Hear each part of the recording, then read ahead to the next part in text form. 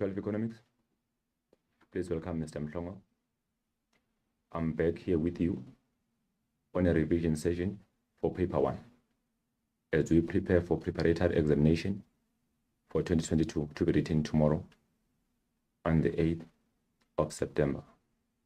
So please join me. Our paper 1 consists of macroeconomics as well as economic pursuits. So please join me. Let's see what we have for you. The lesson is mainly about revision.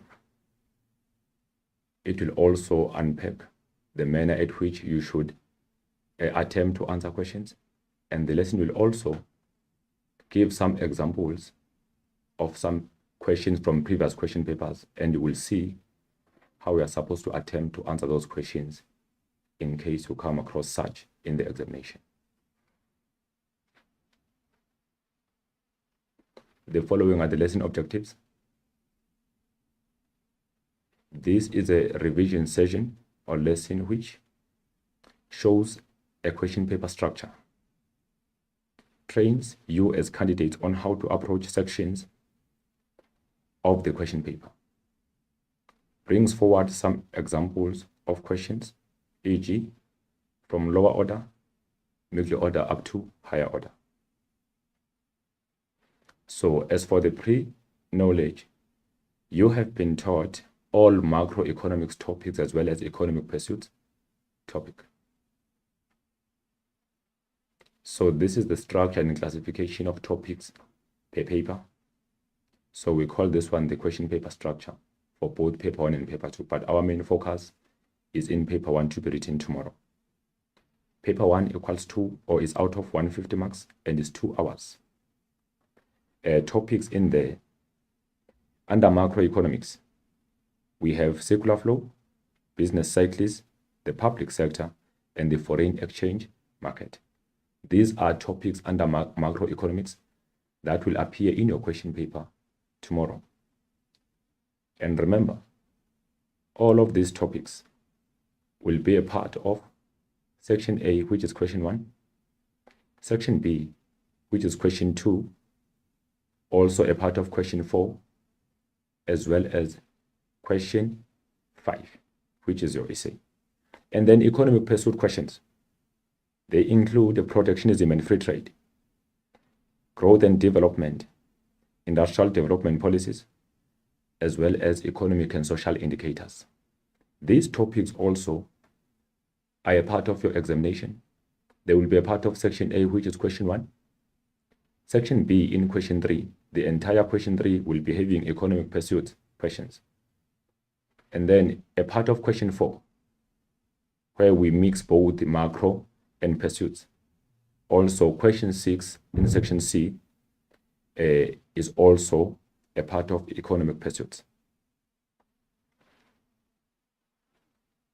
As we continue, details on the question paper.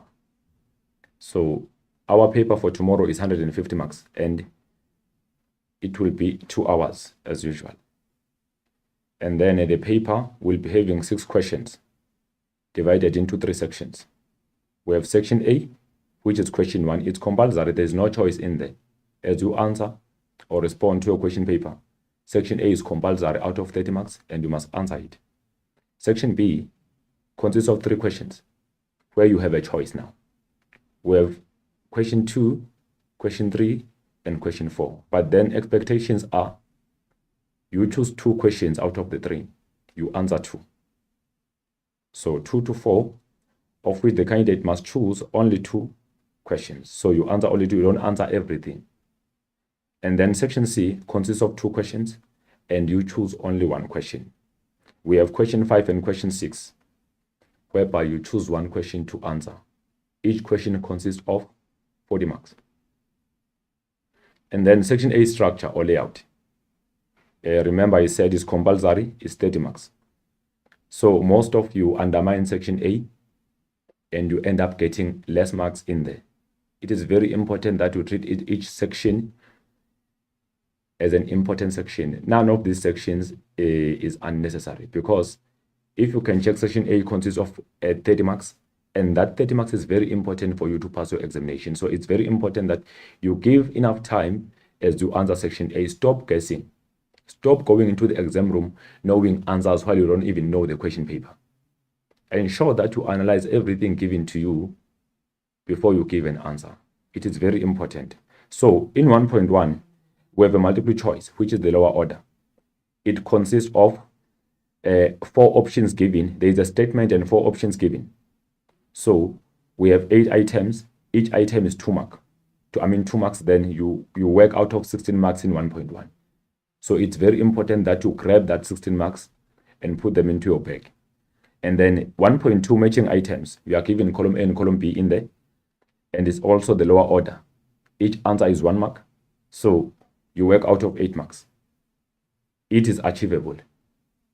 It is highly possible that you get these 8 marks. The main important thing is that you don't guess, because it is highly possible that if you get one answer wrong in 1.2, you are getting the second one wrong, because you take an option for maybe 1.2.1, you put it 1.2.3, then you get to be wrong twice. So it's very important to be careful. Use what you call elimination method by studying what you know, and then what is confusing you, you do it once you see that you have exhausted what you clearly know about that particular section. And then 1.3, give 10. This one is a lower order also. You are given the definition, you provide the concept in there. This one doesn't need much of strategy. It is the matter of knowing your concepts. Remember, for you to get it easier, your mind the gap at the beginning of each topic, there are definitions in there that are believed to be important. So if you can work around that, it will be easy for you to remember those definitions or remember those concepts that will be defined.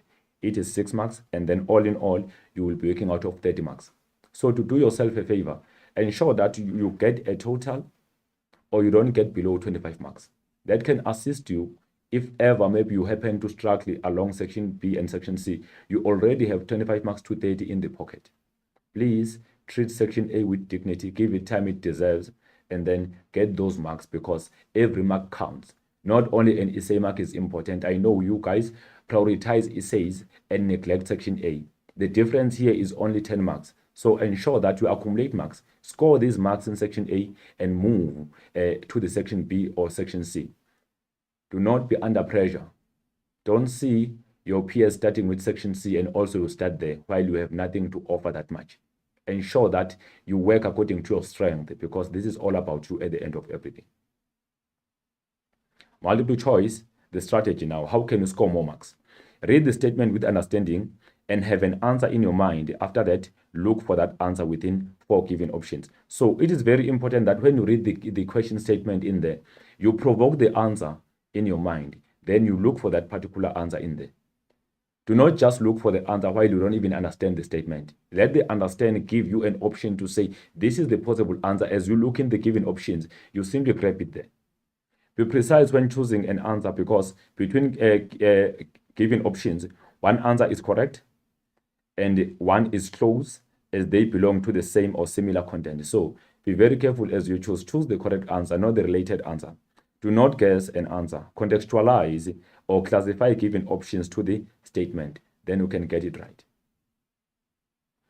Do not leave anything unattended. Provide all answers. Most of you, sometimes you simply leave a certain option unattended because maybe you wanted to rush somewhere. When you come back, you don't have time, and then you don't complete. Ensure that every numbering have an answer provided in there. Do not write one answer on top of another. Rather scratch out the incorrect answer and write the correct answer. Do not give options. Don't say C or B. It will be wrong. Just give the correct answer. If ever you have given the wrong answer initially, scratch it like it's scratched here, then you write the correct answer. Total marks will be 16. So these are simply examples on how you can attempt. Remember here, you simply write the numbering.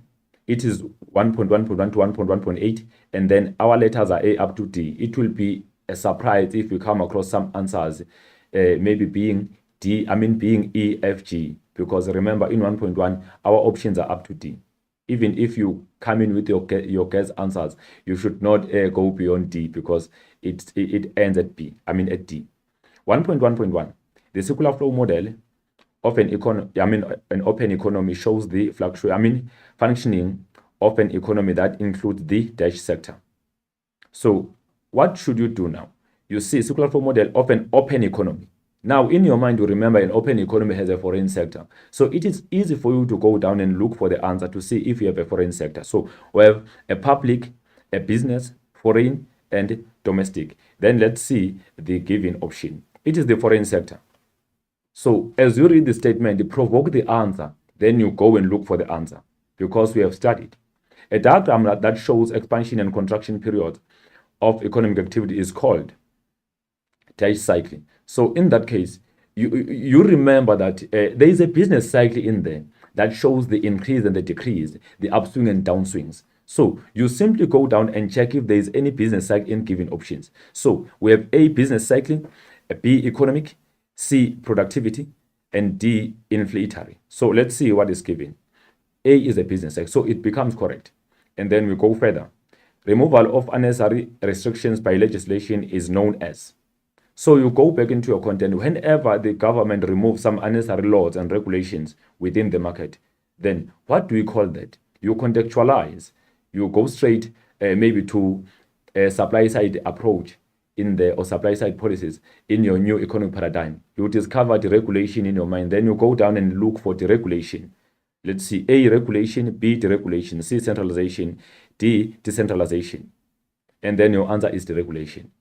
So this is the content knowledge, just that it is presented in a manner that the answer is provided in front of your eyes. And then the term used to compare a country's export prices with its import prices by means of indices is called the dash.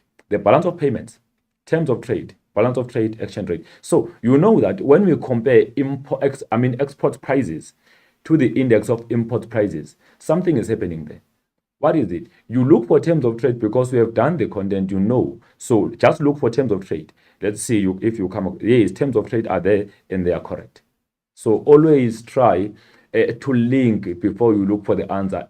Let the statement give you a possible answer before you look for it. And then an example of social indicator is dash. Remember, you know the list of social indicators. So given these options, you know about 6 of them. Let's see, education, business confidence, employment, production. Then we go straight and look for any social indicator in there, which will be education, and education becomes correct for you. And then an increase in real value of production in a country is known as economic dash. So value of production, meaning economic activities or productive capacity of the country. Then you look for the response, development, growth, integration, and then prosperity. And then you know the increase in productive capacity in the country. Then you go straight and choose economic growth. A strategy that failed in its objective to halve poverty and unemployment by 2014 is, then you go straight to economic pursuit. You check which strategy that was given a chance which did not succeed on reducing unemployment and poverty in South Africa. You know objectives that were laid out in those policies.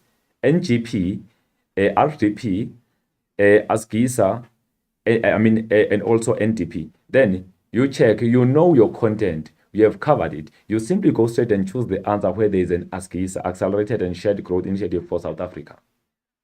And then we continue. A purpose-built industrial estate, physical enclosed and linked to an international harbor or airport is known as A or N. So you go straight to industrial development, you check purposely built. No, those are IDZs. You check a corridor, special economic zones, industrial development zone, integrated development plan. Then let's see, you have industrial development zone being correct. You get your 16/16. You go further to 1.2, matching items.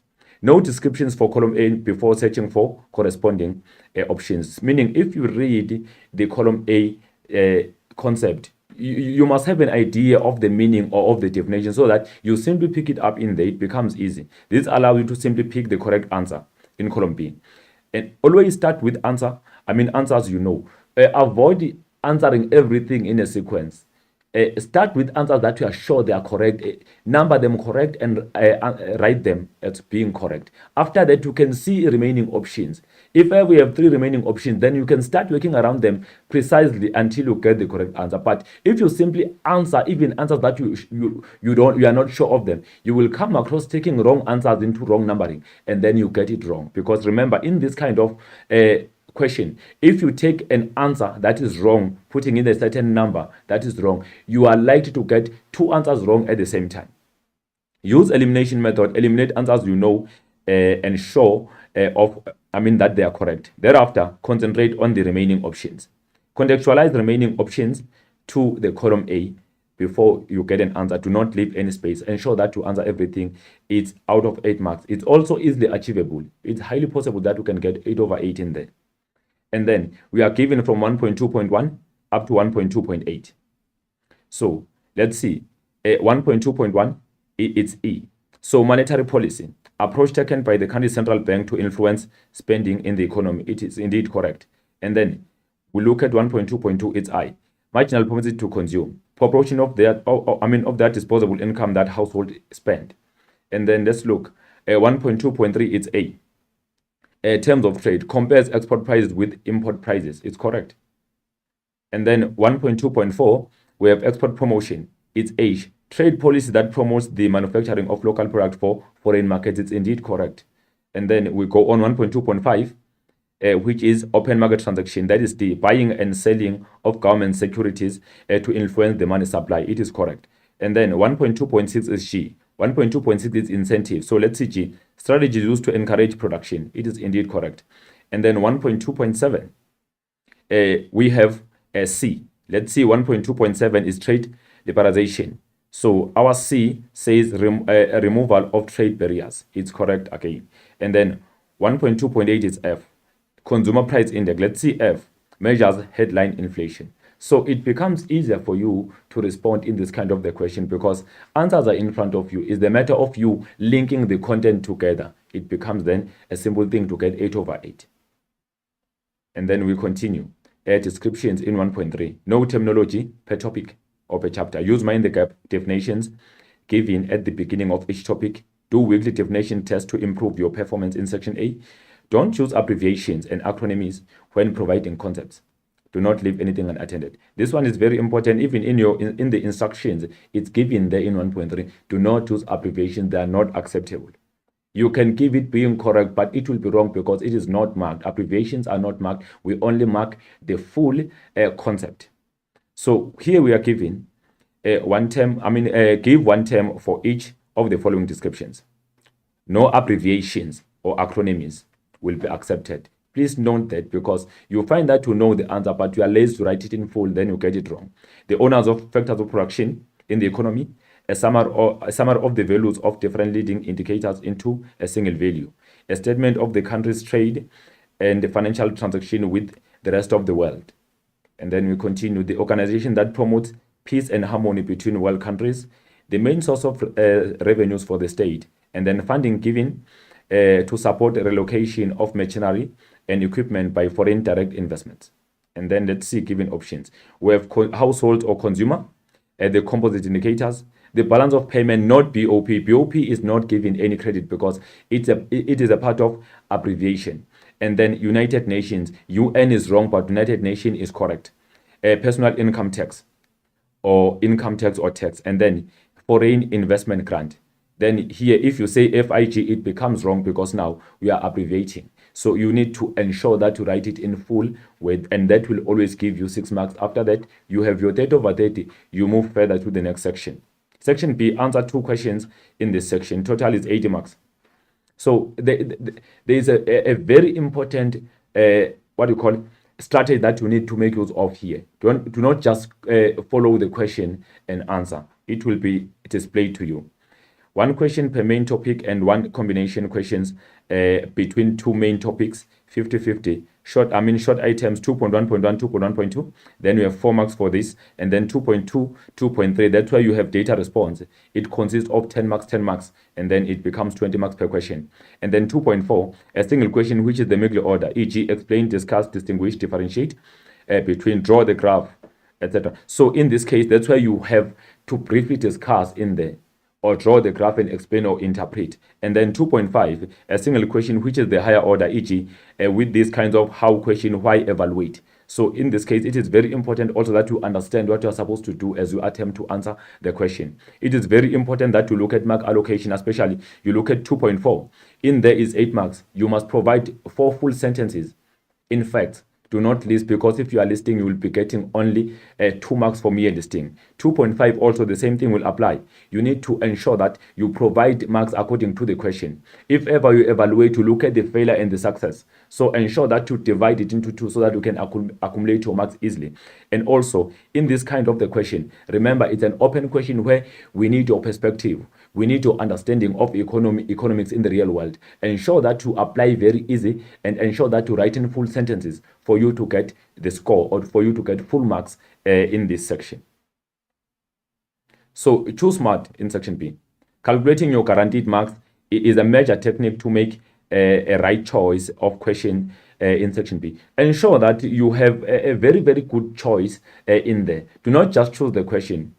Some people have the belief that question 2 is always easy. You choose question 2 while the question 2 is not as easy as question 3 and 4. So you need to use what we call an opportunity cost. Calculate marks that you believe you will achieve per question in section B before you make a choice, because you find yourself answering all questions in section B, and then you are wasting your time to the point that you will never afford to answer section C, because you have wasted much time answering all questions in section B, for which is wrong. Ensure that you calculate your marks at the given time to plan for your study. As you do that, it will allow you to choose according to mark that you believe you will score or achieve. Step 1, first 4 marks or questions help you for ice breaking. You know that 2.1.1, 2.1.2. 2.1.1 is the lower order you list, and then 2.1.2, 3.1.2, 4.1.2. That's a part of middle order, whereby you answer a question in an explanation. So you link some concept in there that have been asked, and then you get it answered. And then step number 2, read data response question while highlighting main points. Then read questions. The higher are the achievable marks, the greater is the advantage of you choosing the question. As you read the data response, underline and highlight those key points in there. Avoid reading the question and looking for the answer. If you do that, you will be picking the data response for the entire data response, and that will be wrong. We know that 99.9%, only 2 options. It can be 2.2.1, 2.2, 2.2.2, 3.2.1, 3.2, up to 4. In there, we know that those answers, it's highly possible that we discover them in the given data response. But going from the description or definition in 2.2.3, then it is highly impossible that we get an answer in the data response. You need to link the content and define the concept. So avoid copying the data response, because you will be getting marks, you will be getting it wrong. You know exactly those 1 marks are the lower order. They can easily be identified, or they are simply general for the content. So ensure that you don't copy data response where unnecessary. Read the second data response while underlining main points when reading questions, and then the higher are the achievable marks, is the greater the opportunity for you to choose that particular question. And then we continue. Step 4, read your first 8 marks question with understanding and arrange your answers. Ensure that in your mind you arrange how you will answer those questions in maybe 2.4. And then you read 2.5 also. Read your second 8 marks questions with understanding, and arrange the manner in which you can answer. That will allow you to choose the question. Do not choose the question just because 2.1.1 is easy for you, then you choose the question. You will find that those data response questions are not easy for you. And then 8 marks questions are also not easy for you. So you will be answering out of 4 marks, which is 2.1, 2.1. or 3.1 or 4.1. Always ensure that you use what we call an opportunity cost that was taught to you.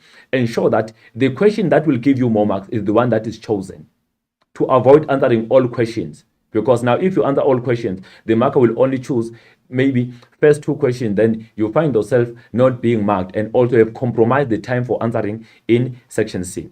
Calculate all marks and move to the next question. That will allow you to choose easily. So these are just some examples on how you can score marks.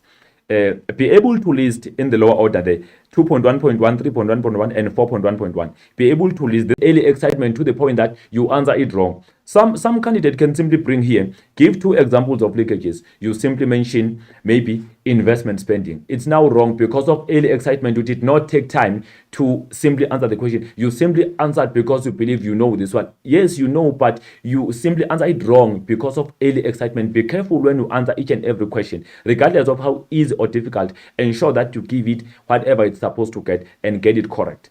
Even check your answers after you have written, because at times you simply make a very light mistake by writing a leakage instead of injection, or injection instead of a leakage. And then name any two member countries of BRICS trade protocol. And then we have 5 of them: Brazil, Russia, India, China, and South Africa. We mark these 2. So avoid giving extra answers that are unnecessary, because it's time consuming also. Name two financial markets. Name two financial markets in the circular flow. Then we have the money market and capital market. So you add this one. Now it get to be out, because now we needed only 2. Give any 2 redress policies that South Africa used since 1994. There are so many, but provide the 2 that is required. For instance, RDP, Reconstruction and Development Program, as well as Black Economic Empowerment, which is BE. And then the rest now, it's extra. You provide only 2 that is required. And then the Migley order now. This will be 2.1.2, 3.1.2, and 4.1.2. Be able to apply the content. It is very important that you understand the question before attempting to answer, because in there are 2 concepts that are very much important, and a certain verb that will be giving you an idea on the question. Then if you can underline those 3, you will be able to understand the question before you answer. Understand the question before attempting to answer. Relate concept on the question statement, and be mindful of action verb that is there. Should be an increase or decrease. Be very careful of that, because it gives you a glimpse on how you should be answering the question. And then these answers must be provided in full sentences. We don't see examples. What effect will the decrease in the income levels underlined have on international trade? So now, the decrease in the income level have on the international trade. You need to be very careful also. This decrease is very important, because it gives you what will be happening on the concept, which is the income level. And then what are we comparing it? What are we looking at? The international trade. Then a decrease in the income level implies less money to spend on goods and services internationally. So if ever the income is decreasing, then there will be less money available to spend internationally. Therefore, what will happen? A decrease in income levels will decrease the demand for both domestically and internationally produced goods and services, which will reduce international trade. So it is very important that you link. Learners must show the link between these concepts that are provided. Why do developed countries favor the idea of free trade?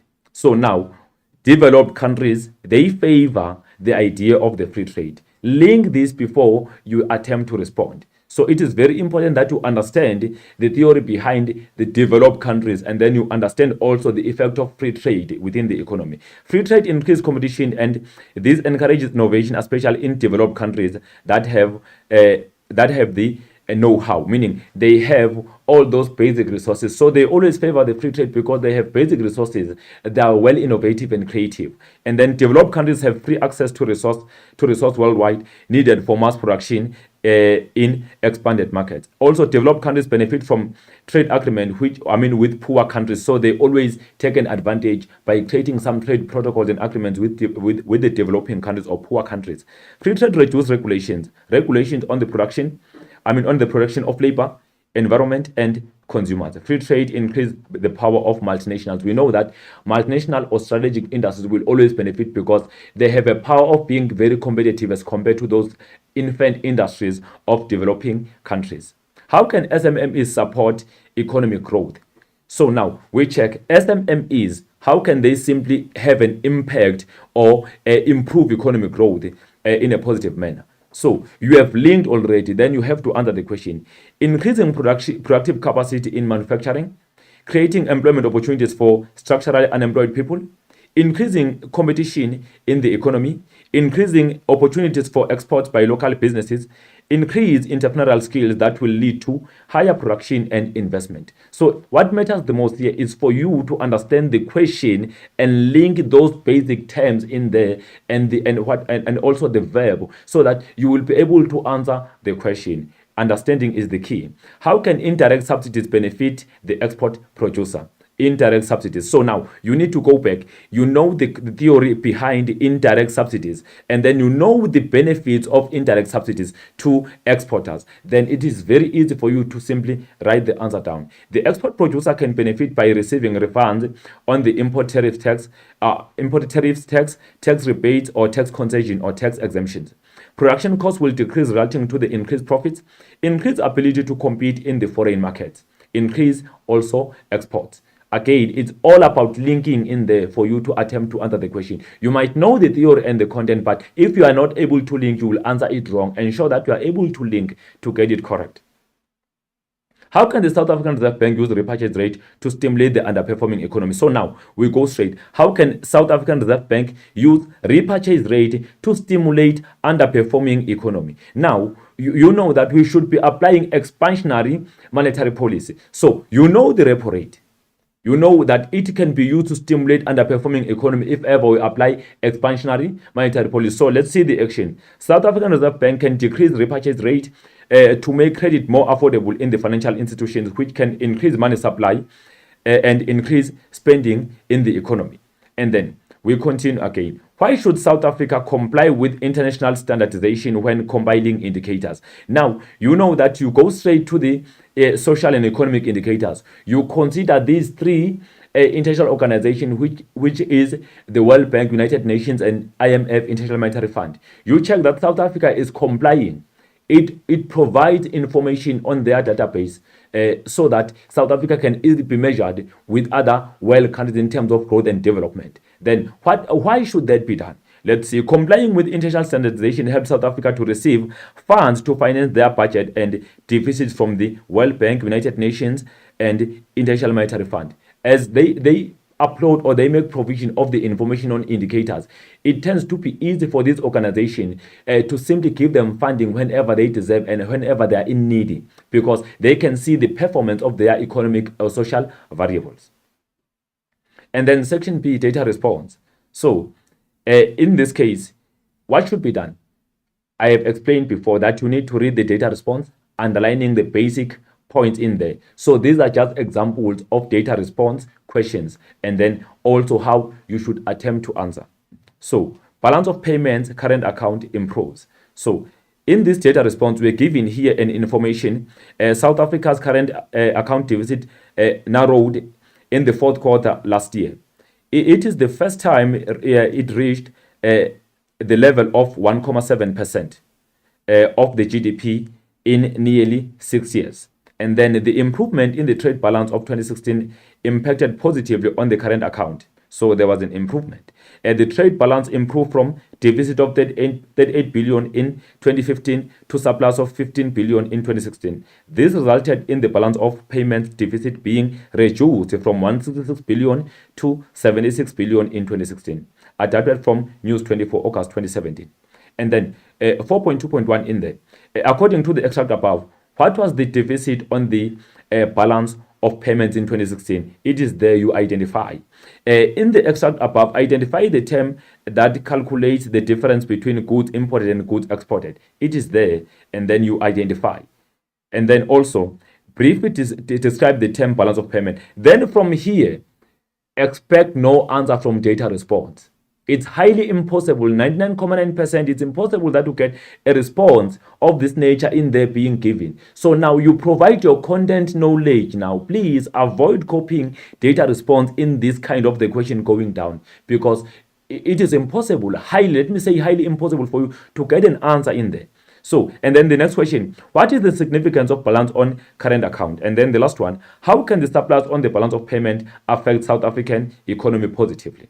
And then let's look at the possible responses. So we have an answer which is 76 billion as what we call a deficit, and then identify the term is the balance of trade or trade balance.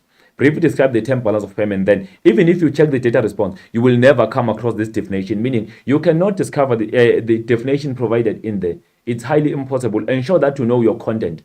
And then a systematic book of record that capture all countries' transaction with other world countries. So any other correct response is accepted in this case. And then what is the significance of balance on current account? It gives an indication whether a country is living within its means, indication of surplus or deficit. And then how can the surplus on the balance of payment affect the South African economy positively? And then also be mindful positively. Some of you might answer in a negative manner here, but we look at the positive because it's provided. So the surplus in the balance of payments can affect economy positive by reaching production potential of the country, building the reserves of the country due to surplus, and then investing more in infrastructure, increase value of the rand, attracting more foreign direct investments, reducing tax burden due to less money borrowed to pay off a public debt, and then stimulating economic growth and create job opportunities. Any other correct relevant response was given marks in here. It's 4 marks. And then this is the second data response. Be able to analyze, have those skills to analyze here. Let's look. You are given a certain method of calculating GDP. You see compensation for employees, net operating surplus, then you know it's an income method. And then you check. All variables are given here. But then now, you see it's adapted from South African Reserve Bank Quarterly Bulletin, June 2016. And then you also keep that in your mind. You simply highlight this. Also, you check the highest contributor within these components here of the income method. You check. The most contributed factor here is compensation for employees with 1,892,721. Then go straight and answer those questions now. Name the method used to calculate GDP here. It's an income method it's given. And then identify the component with the highest contribution into the GDP at the factor cost. It's compensation for employees with 1,892,721. Briefly describe the concept of gross domestic product. Then you define total value of all final goods and services produced within the country at the given period of time. That is 2 marks. You can see that this definition is not provided in there. And then also, what is the main purpose of subsidies on production? It is not given in the data response in there. To reduce the cost of production, to encourage the production for exports, subsidies will benefit consumer to demand more goods and services since the selling price will be reduced or will decrease, increase the production of certain goods. So these answers that I'm busy with now are not in the data response. So it's very important for you to be mindful that copying the data response is wrong in 2.2.3 going down, 3.2.3 or 3.3.3. It's wrong up to question 4. And then calculate the compensation for employees, the consumption on fixed capital as a percentage of the GDP at factor cost. Show all calculations. Now you have to calculate consumption on fixed capital divided by GDP at factor cost times 100/1. So you take the value of consumption on fixed capital, 560,397 divided by GDP at factor cost, which is 3,518,318. Then multiply by 100. You get your 15,93 or you get your 16. Show all calculations to get 4 marks. Avoid giving the answer only because you might end up getting 1 mark or 2 marks if ever it's allocated for 2 marks. And then this is the second data response, but because we have shown how it should be done in the under income method, it is the same manner that it should be conducted here in the production method. You should be careful, analyze the given data response. You can see this one is the production method. So simply mention is a production method, then you can keep on evaluating the highest contributor, etc. And that will give you an opportunity to do what? To answer questions in this section. So we won't be dwelling on this one because we have already shown how it's answered in section B using income method. And then this is another data response. In here, study diagram below and answer questions that follow from 2019 June examination. So here you are given the circular flow, and this circular flow shows goods and services. It shows goods and services, household are there, product markets are there, and then also businesses and factor market. We have expenditure revenue, production factors flowing in there. So we are simply shown the flow of goods and services within the economy, also the flow of income in there. Let's see what is given in there. What is depicted by the diagram above. So it is the circular flow model. We know a 2-sector model economy or even the closed economy. And then identify one example of real flow, factors of production or goods and services. Briefly describe the term product market. Then we know is the market where final goods and services, consumer goods and services are traded, or final goods and services are traded. They are sold or bought. That is 2 marks. And then you go further. What could the Minister of Finance do to promote economic activities in South Africa? Then let's see, creating more confidence in macroeconomic policies between all role players in the economy, and then developing an investor-friendly legislation, availing opportunities for all with capabilities to participate in, e.g., SMMEs, and then overseeing a South African economy operating in a global economy rather than closed economy, meaning allowing the South Africa to trade with other world countries easily and export their goods, making laws and legislation that permit participation in the economy, also conduct research on what needs to be done to promote the economy. So these were possible answers. How can foreign direct investment, FDI, influence national income?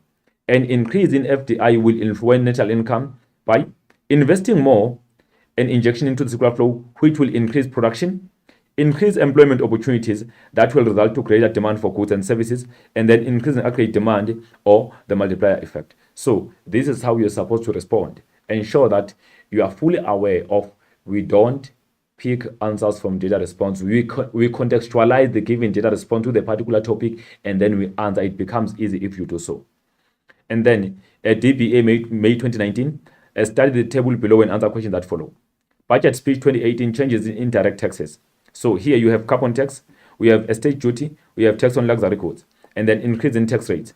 The price of plastic bag increased by 50% to 20 cents per bag, and then increased by 25% for estate greater than 30 million, that is estate duty, and then the ad valorem excise duty on luxury goods such as motor vehicles increased from 7% to 9%, adapted from the budget speech of 2018. And then let's see which ministry of or department is responsible for presentation of the national budget. So it is not given in there, but then because it is in general, you know it's a Department of Finance. Name any one form of direct tax payable to the state, and then income tax, capital gains tax, property tax, or company tax, or corporate tax. Briefly describe the term budget. Various definitions can be provided as long as they are relevant. So a budget is a document that's showing anticipated revenue and estimated expenditure for a specific period. And then how will the increase in carbon tax on plastic bags benefit the economy? It will reduce environmental pollution, and then it will increase government revenues. And then we continue. Briefly describe the extent to which the government addresses economic equity in South Africa. Let's look now. Redistribution wealth through progressive tax system, making higher income earners to pay more tax and lower income earners paying less, that is 2 marks. Providing most acquired free social services, e.g. education, primary healthcare, free tertiary education, provision of housing and utilities to the poorest part of the community. Providing platform for all gender and social boundaries to be crossed. So these are possible answers for this data response. You remember that if ever is 4 marks, to provide 2 answers. Those 2 answers should be in full sentences. Avoid listing so that you can accumulate your marks and get 4 over 4. And then briefly describe the extent. We continue. Increasing VAT by 1% affecting the poor in a more serious way compared to other income groups. Introducing the carbon tax, reduce the individual disposable income and the company profits. And then you're also giving data response in here from DBE 2020 November examination that talks of business cycles, climate conditions resulting in drought and floods, demand and supply policies, consumer changing spending patterns. So you simply link this. These are exogenous factors. These are a part of endogenous factors. And then we talk about demand side and supply side policies, which is economic paradigm. Identify exogenous reasons for business cycles in the information above. A climate condition resulting into the drought. So a climate condition, and then drought. And then name any one type of business cycle, and then you simply mention it's a Kitchen, Jackler, Kuznets, and Contrative. None of them are there. That's why I said you can get answers in data response, but it's also possible that you don't get these answers in there because they are easy and a part of the lower order. You can simply be required to name what is not in the data response. Briefly describe the term business cycle, successive periods of increase and decreasing of economic activities. There are so many definitions they can provide as long as they go with up fluctuations or upswings and downswings. Why does the endogenous school of thought encourage government intervention in the economy? You remember that endogenous are saying government should intervene. Markets are unstable, therefore government should intervene in the economic processes to stabilize the economy or smooth out the peaks and troughs.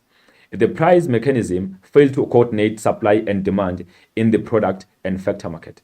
How can the Reserve Bank use demand-side policy to dampen, contract the economy? Meaning the economy is overheating, it should be reduced now. A Reserve Bank will use a restrictionary monetary policy to reduce economic activity or reduce inflation. Now look at this, you must be careful. If the question says, how can the Reserve Bank, you be mindful, it's a monetary policy to be used, it's not the fiscal policy. Reserve Bank cannot make use of fiscal, only the government or Minister of Finance or Department of Finance can use fiscal policy, but Reserve Bank mainly focus on using what you call the monetary policy. So you need to be very, very careful as you attempt to answer this question. They might be easy for you, but you make a mistake by choosing the fiscal policy in this case, knowing exactly that Reserve Bank is only using the monetary policy. So as you respond, be careful, ensure that you use the relevant context as you answer questions. Reserve Bank will use restrictionary monetary policy to reduce economic activity and reduce inflation. Use the monetary policy to increase the interest rate or to decrease the quantity of money or money supply in the economy or in circulation. Increases cash reserves requirement, which result to banks having less money to lend, so there will be less liquidity. Selling government bonds to banks to reduce liquidity, open market transactions, which is known as quantitative easing. Pays to bank to limit the amount of credit given to consumers, which is known as moral persuasion. South African Reserve Bank could temporarily intervene by buying or selling foreign currency to stabilize the value of the rand. So it's very important that you note, you need to make use of monetary policy because we are talking about South African Reserve Bank. And then this is the balance of payment given into you. Study the table below and other questions that follow. Balance of payment of 2018, rand in millions. So here you are given all amounts in here. There's nothing that is labeled A or B in terms of numbers, but then labeling is here on variables. Merchandise export, net gold export, service receipts, income receipts, less merchandise import, payment for services, and then income payments. Then you note what is missing in there for you to have a complete current account.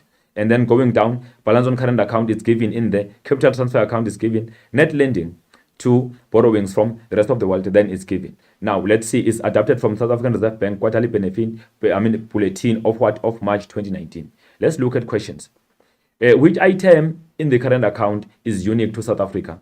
Net gold export is unique. Why is unique? Because South Africa is the main exporter of gold into the entire world. So it becomes unique because we don't have a net, because we don't import the gold, but we export. Remember, we discover net when we take our gold and subtract, we take exported gold minus imported gold. So in that case, we'll get a net. So in this case, the net becomes unique in South Africa because we don't mainly import gold, but we export gold as a raw material.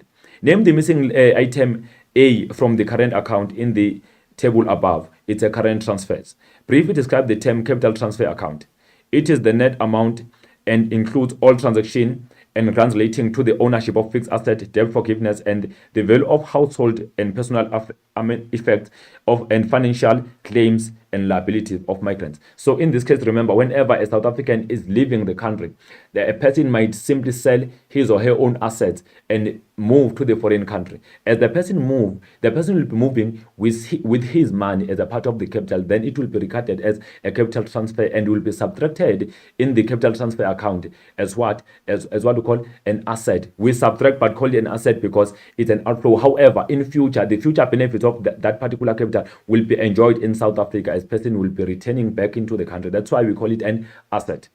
And also a foreign person coming into the country, bringing that money as a part of capital transfer. The money will be added in the capital transfer account and be regarded as what we call a liability. Why liability? A liability because the money that is have flown into the country will be enjoyed back. All benefits of the money will be enjoyed back in the country of origin in the future. So it's a liability because it's here to drain money in South Africa, and all benefits will be flowing back to the country of origin. Explain one factor that will influence demand to reduce the deficit in the balance of payments. An increase in the repo rate affect interest rate and lead to decrease in import spending. We know that if ever repo rate have been increased, people will find it difficult to take loans in commercial banks because it will be more expensive. Therefore, there will be less spending on local goods and as well as imported goods and services. Government incentives are applied to substitute imports. And then import control or tariffs and quotas reduce the demand for imported goods and services. Certain exchange rate controls have been retained by the central bank to ration foreign exchange and led to a decrease in the demand. If ever the Reserve Bank intervened by imposing foreign exchange control, that will mean most of people that need South African rand should apply via Reserve Bank, and they will be approved. So that make it difficult for them to access local currencies so that they can demand goods and services, or they'll make it difficult for them to access foreign currencies for them to import goods and services from other countries. Determine the value of trade balance. Show all calculations. Merchandise export plus net gold export. Remember, both of these ones are positive. We add them minus merchandise imports. So we subtract imports because remember, they are here to drain cash. As they flow in, money will be going out of the economy. Therefore, we come across 24 million and then 281. So, and then let's continue with the next data response. In here, we go straight to economic pursuit. Economic indicators we are given here: population growth, GDP at constant prices, real GDP per capita, real GDP growth in terms of percentage, unemployment in percentage, inflation, average exchange rate, and then in South African rand. So adapted from South African Reserve Bank quarterly bulletin of 2019. So in this case, we are given indicators, social and economic indicators. So let's say the trends is 2016, 2017, 2018. And then you go straight and check after analyzing the whole data here. Let's check our questions. Identify the economic indicator that reflect average earnings for each person in the country. You were given in the GDP per capita, so you simply take it, it gives you 1 mark. Name one international institution that requires South Africa to standardize their economic indicators. It is not given in the data response, but because it is an easy question in general, then it is believed that you can get it correct. United Nations, the World Bank, and International Monetary Fund. And then briefly describe the term real gross domestic product. So real gross domestic product is the total value of all final goods and services produced within the country, within the country where changes in price level or inflation have been taken into account. Remember, real GDP, that's when inflation has been removed. We talk about GDP at constant prices in there. Inflation effect has been removed. Then we have a real GDP. That means nominal GDP has been converted to the real GDP, which is believed to be a GDP deflator. How is the unemployment rate determined in the country? So the number of unemployed people are expressed as a percentage of labor force or economically active population. Number of unemployed people divided by economically active population or labor force multiplied by 100. Then you get your 2 marks. Why is it necessary for South Africa to standardize its economic indicators according to international requirements? Then let's check. It is important that the country should have the ability to compete successfully internationally and sustain improvements in the real output and wealth. And then we continue. South African economy is increasingly involved in the world market through exports and imports, experiencing high levels of uncertainty in the global environment, which hold back higher growth. So it is very important for the country to standardize or to simply comply with those indicators in the global market, with those with the benchmark that is set by the what you call international organizations. So when they compile their social and economic indicator, they should always comply with the standard that have been set or the benchmark that have been set, so that it can be easy for them to be comparable abroad with other world countries, because they've been exposed into the global market or international market in terms of exports and imports. And then various international organizations set specifications on how indicators should be compiled, which make it easy to compare figures similarly compiled. And then the System of National Account (SNA) are set according to the specifications set by United Nations. South Africa can only benefit from these international organizations if indicators are readily available, e.g., bridging finance from IMF, financial development aid and the World Bank, and child aid from United Nations Children Fund, which is UNICEF. And then data response was given again under industrial development or regional development, focus on special economic zones.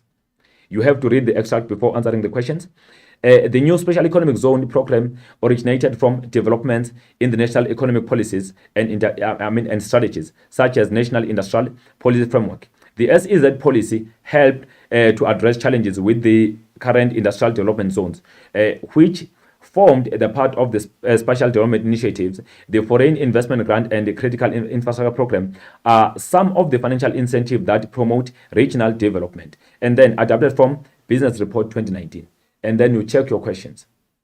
Give one example of Special Development Initiative in South Africa, not mentioned above. So not mentioned above, then now you will have a problem. So we have corridor and ITZ. You need to know the content, because at times the content cannot be discovered in the given data response. Which government department is responsible for industrial development in South Africa is the Department of Trade and Industry. And then briefly describe the term industrial development zone. So purposely built industrial estate that are physically enclosed to and linked to international ports or airports. That give you 2 marks. You continue. How does the foreign investment grant help promote regional development in the country? It is a cash incentive to assist foreign investors to cover up startup costs, which encourages the establishment of businesses in the different regions, e.g., the cost of relocating, purchase of new machinery and equipment. We know that it is given to those industries that are relocating from their country to South Africa. As they transport or mobilize their machines and equipment, then they will be given that particular incentive, which is known to be foreign investment grant. Why is the new Special Economic Zone program regarded as an improvement of the current industrial development zones? Remember that the what we call it, the SEZ, is very much complex and open as compared to ITZ. It is having a wide scope as compared to ITZ. ITZ mainly attract businesses that are mainly willing to export goods into the global market, while SEZ can attract exporting businesses and locally producing businesses, small businesses, even large businesses. And then we say here, the SEZ involves a broader range of industrial parks, and it does not need to be located near ports. So they can be located anywhere, unlike ITZ that can be located near airports and seaports. And then we continue. The SEZ involve production for export and domestic use. So they involve both exporters and those that are producing for local economy only, whereas ITZ focuses mainly on exports. SEZ offers special tax incentive up to 15%, which is not applicable in the existing ITZ. SEZ lead to more diversified economy because a variety of industries can be attracted to invest in SEZ. So that's why it becomes a different and improvement of existing ITZ. And then we're given the diagram here for the foreign exchange market. You interpret or graph first the market foreign exchange rate, the market for US dollars, and then exchange rate rand to dollar. We can see originally we have the supply and the demand. That is the original equilibrium, whereby the rand equals to 70 rand per dollar. And then on S1, the supply for US dollars increases from S to S1. There we see the rand gaining the strength in there because now it goes down to 15, meaning we pay 15 rand to afford $1. And then we see on E2, it shifts back again the supply to 19. So let's look here the possible questions. You need to be mindful that only the supply have shifted, not the demand. Identify the exchange rate system used in the graph above. Identify the foreign currency used in the market above. Briefly describe the term foreign exchange market. What could the South African Reserve Bank do to strengthen the value of the rand against the dollar? Use the above graph to explain the effect of the increase in the supply of US dollar on the rand to dollar exchange rate. 10 marks. Identify it's a free floating exchange rate system, which it's simple exchange rate that can fluctuate and depreciate without any government intervention. The value is determined by market forces, demand and supply. And then briefly describe the term. Identify the foreign currency used in the market above is the dollar, US dollar. And then briefly describe the term foreign exchange market. That is the market engaged in buying or selling of foreign currencies. And then what could the South African Reserve Bank do to strengthen the value of the rand? So to strengthen the value of the rand, exchange rate control by letting people apply for rand in South African Reserve Bank, and then also selling gold reserves, decreasing the repo rate to discourage excess demand for rand by the foreign investors. Use the graph above to explain the effect of the increase in the supply of US dollars on the rand versus dollar exchange rate. And then US dollar, it depreciates. And then reason, the supply of dollars increases from SS to S1, and at the equilibrium point move from E to E1. The price for dollar will move from 17 rand to 15 rand, meaning the rand will be gaining the strength because now South Africans will be paying less to afford $1 than before. They were paying 17 rand, now they're paying 15 rand. Now it's cheaper for us to buy a US dollar. Rand appreciates. Reason, quantity demanded of dollars increased from 40 to 50. The equilibrium point moved from E to E1. The price of rands will be moved from 17 rand to 15 rand, meaning we afford more. So it becomes more cheaper for South Africans to afford a dollar. That give you 4 marks, then is 10 marks.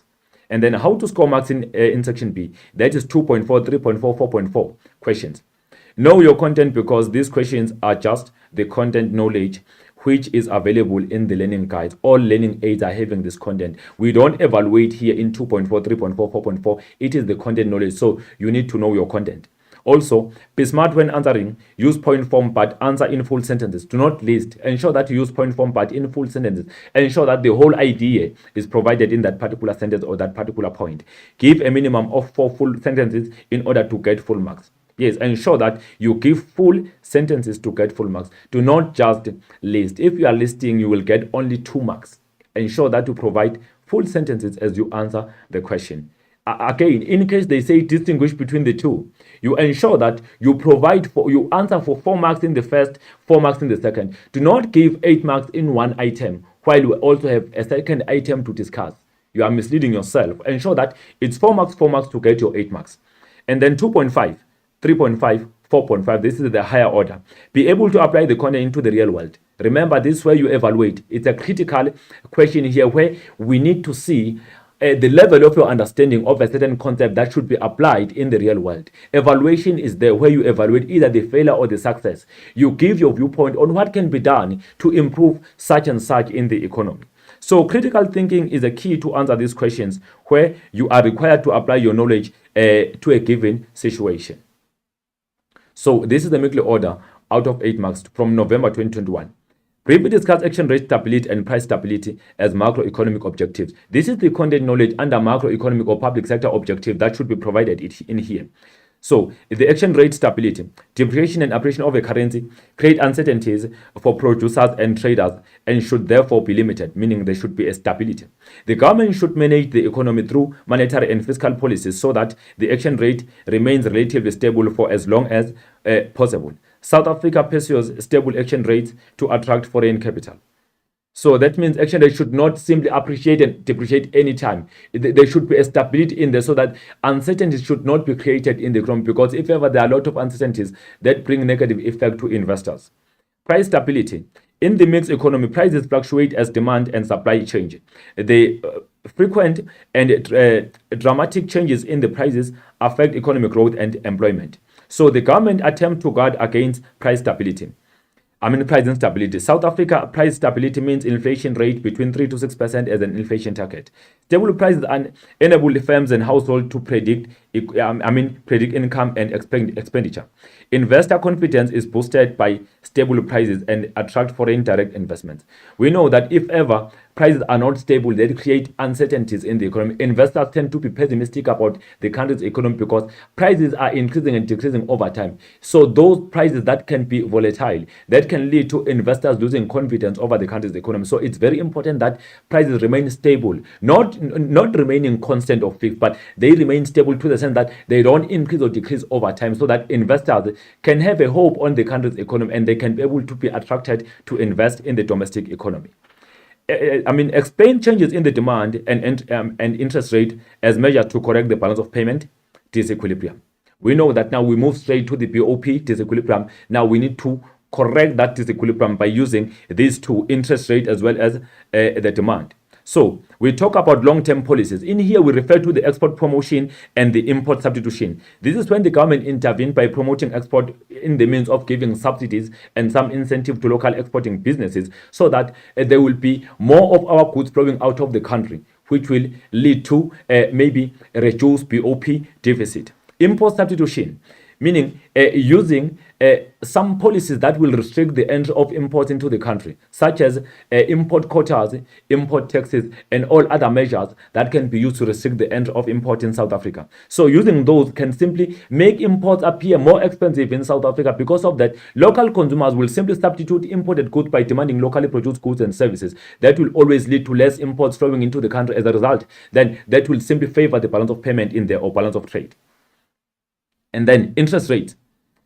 We know that local consumers will always be tempted to take loans if ever interest rate is very, very lower. So if ever interest rate have been reduced, consumers will always borrow money or take loans from commercial banks and spend on goods and services, which can even be imported goods and services. So if interest rates are increased, that reduces money supply in the circulation and result to local consumers having less money. As a result, they will be demanding less of imported goods and services, and that will be a correction of BOP deficit.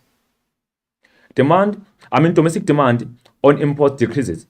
if interest rates have been increased. Higher interest rate will attract foreign investment to South Africa, which will improve the balance of payments. And then we continue. Calculation now, that is the multiplier. Calculate the change in the aggregate national income if there's an injection of 20 billion, you underline, in the economy with the marginal propensity to consume to save being 0.3%. Now you note MPC is 0.7%. And then show how multiplier effect could influence the government to create more jobs. Show all calculations. So now, the first thing you need to know here, you must know the value of the multiplier, which will be 3.33. After that, you calculate the multiplier effect, which is regarded as the change in the aggregate national income. So multiplier effect, you say K times J. So the value of the multiplier is 3.3 multiplied by the injection, which is 20 billion. Then your answer will be 60.6, then or 67. Then you get 4 marks for that. Now you need to explain. Remember, this is the question with which is the higher order. It is having 8 marks. Therefore, it is very important for you to show calculations and then explain in words. Now, jobs created there will result to more income and spending in the economy, which will lead to even more jobs being created. Knock-off effect or crowding out effect. And then or spillover effect at times. Government can also decrease taxation, putting more money in the pockets of the consumer. We know that if there's a lower taxation, consumers will be having more money to spend, and that will always create more multiplier effect. And then also, the extra money will be spent by the consumer, leading to increased employment opportunities. Remember, if ever consumers are demanding more goods and services, they motivate and encourage producers to produce more. As a result, for the production to increase, businesses should employ more workers. Therefore, employment will be created because of this. Government can decrease company taxes. That might lead to increased investment by businesses focusing on labor-intensive production methods. So we know that if ever the company tax or corporate tax decreases, that simply give an opportunity for businesses to reinvest their profits in, and then that can lead to job creation also and lead to even more production within the economic activity. And then how can the changes in terms of trade influence South African economy? So now we talk about changes. It did not mention the increase or the decrease. It simply changes, meaning you focus on two perspectives, the increase in terms of trade and the decrease in terms of trade.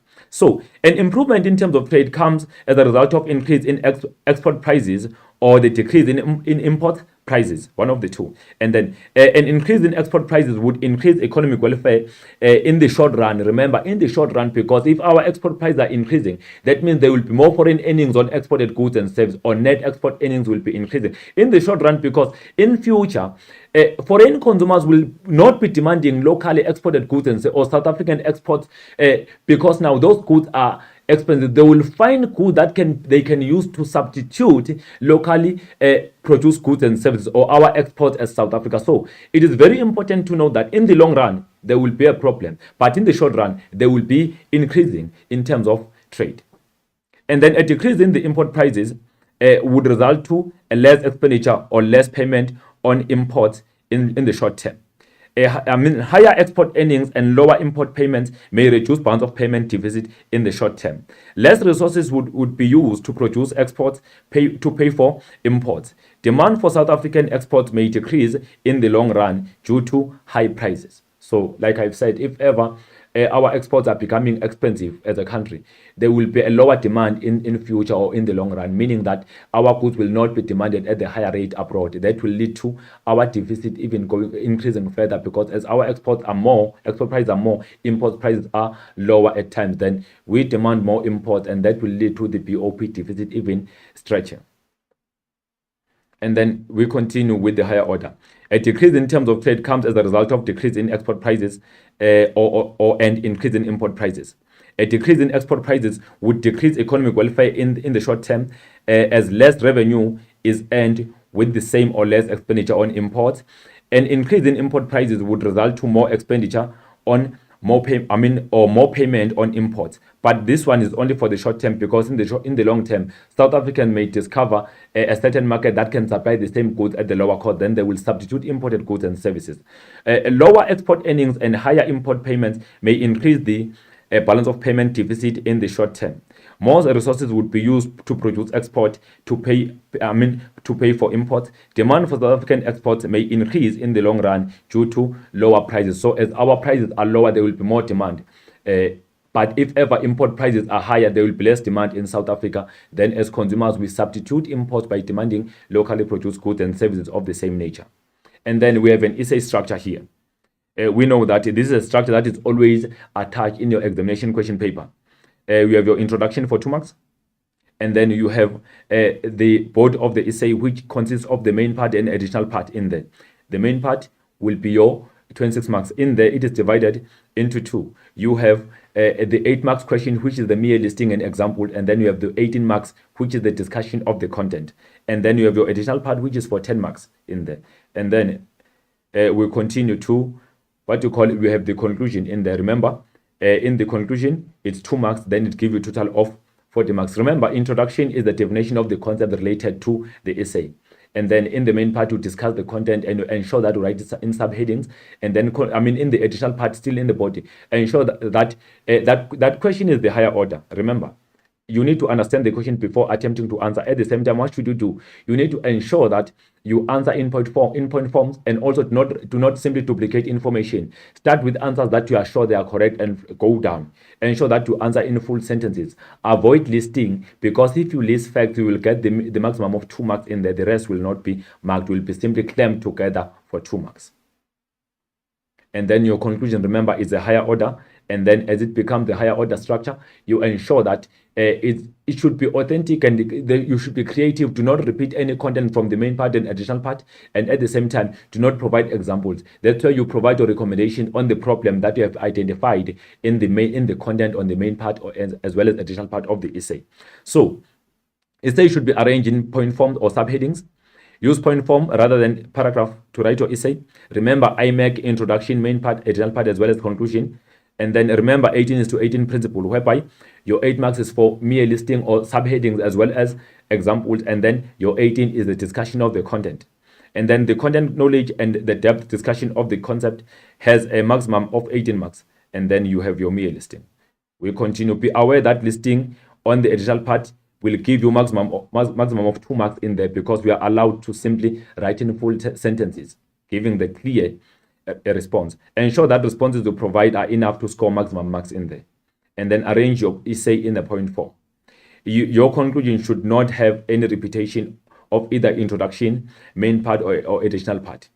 And then essay conclusion must be the higher order response. Discuss in detail reasons for public sector failure. Link them to typical. Okay, in this case now, these are some of the what you call our essays. Let's see, for macroeconomics, we have some of these essays are equal to 6. So if you are good in macroeconomics, then ensure that you do all of these essays. Then one will come in the examination. So here we will make one example of an essay. It doesn't mean that the essay will appear in the paper tomorrow. We are simply giving you the layout of the essay on how you should respond as you attempt to answer an essay. So these are the essays that you need to prepare for macroeconomics. Discussing detailed markets within the 4-sector model. So in this case, we talk about the circular flow. Those markets are product market or goods market, factor market or resource or input market, and then financial market as well as foreign exchange market. Avoid discussing in the participants. Simply discuss markets as they are. Discuss in detail the new economic paradigm or explain smoothing of the business cycle.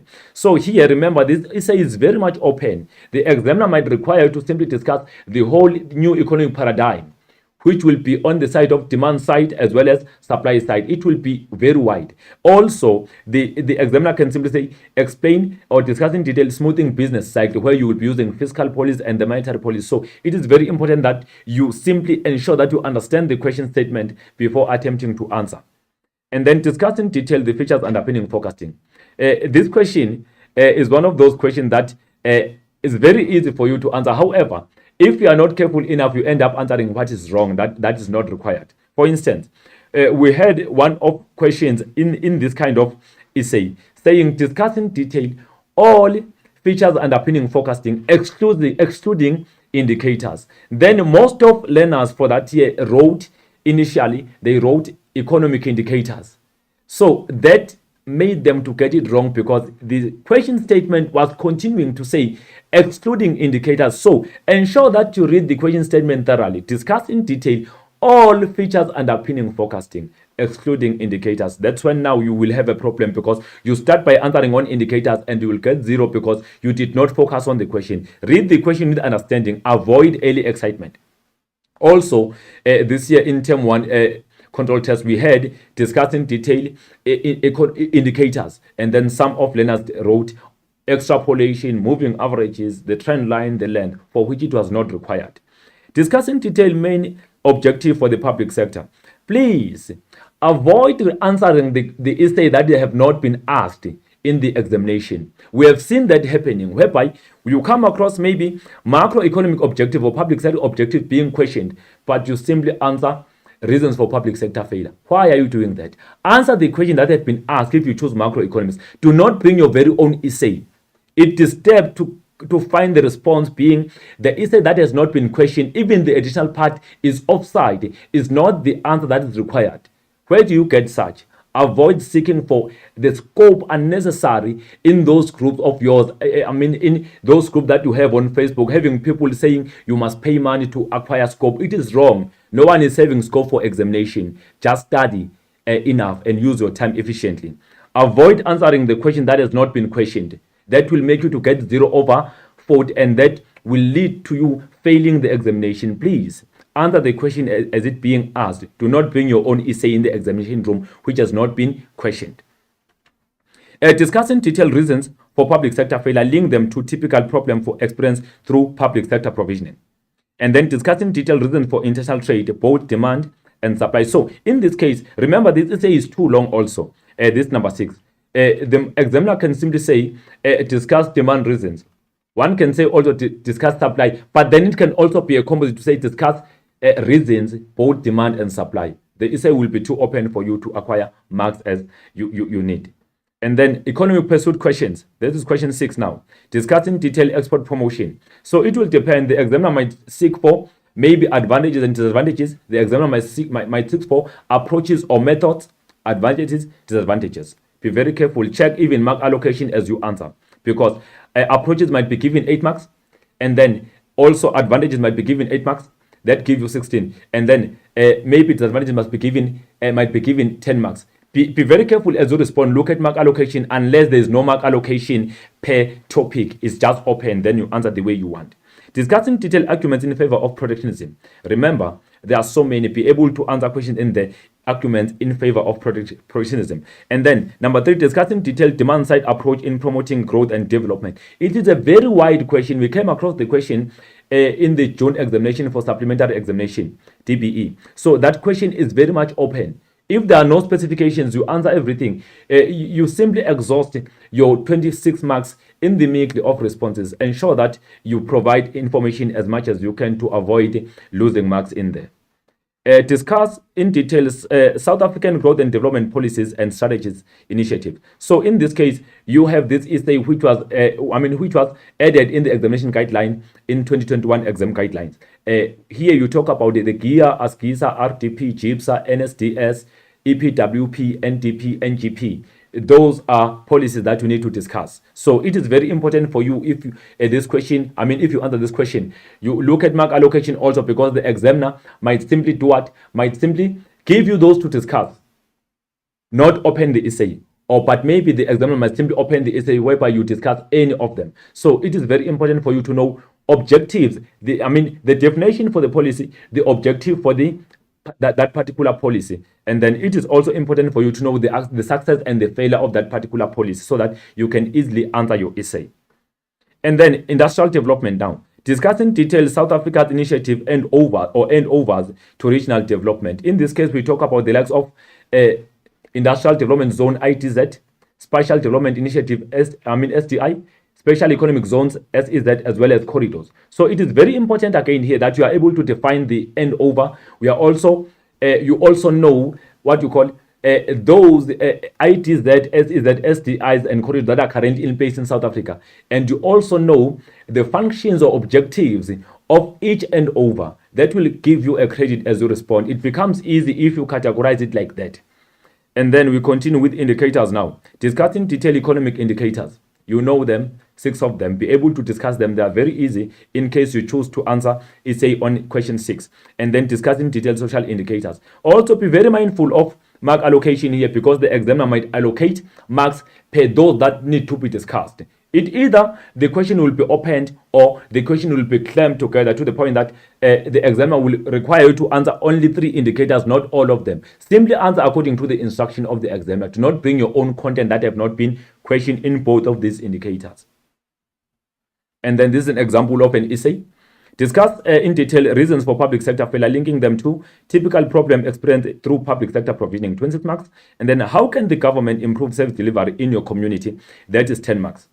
So this becomes an open question. However, it needs the content under public sector so that you can support it.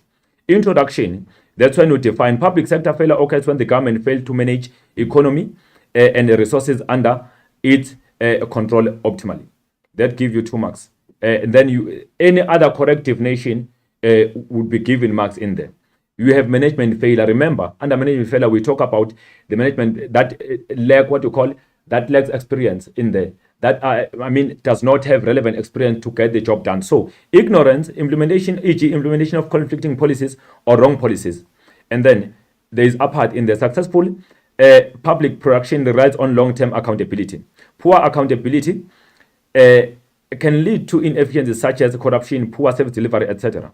Poor accountability is the result of low motivation, poor training, lack of competence. If people are not well trained and educated, they tend to lack competence and they cannot provide services accordingly because they are not informed. Lack of motivation. In this case, we talk about frontline workers really receive incentive for successful service delivery. There is a legal stipulation for service quality or quantity. No measurement of effectiveness or productivity, and few rewards and penalties for it. And then bureaucracy. In this case, we talk about public officials following policies the more than providing public goods and services. When rules of procedures are complex, we are dealing with the problem of bureaucracy. Bureaucracy make policies take long to implement, or it is not implemented successfully. Because of the self-interest, bureaucrats can manipulate policies to benefit themselves at the expense of people. Politicians tend to promote policies and spend money on projects as long as they get votes in return. These policies might involve an inefficient allocation of resources. Structural weaknesses. Most of departments are not able to provide proper service because they lack skilled people to do the job. And then expansion of the government's services to previous excluded areas make it difficult to provide a good service. And then special interest groups. In this case, we talk about groups such as labor unions and business groups can also cause government failure. They can also influence government to distribute resources at their favor within the economy at the expense of other people within the economy or within the country.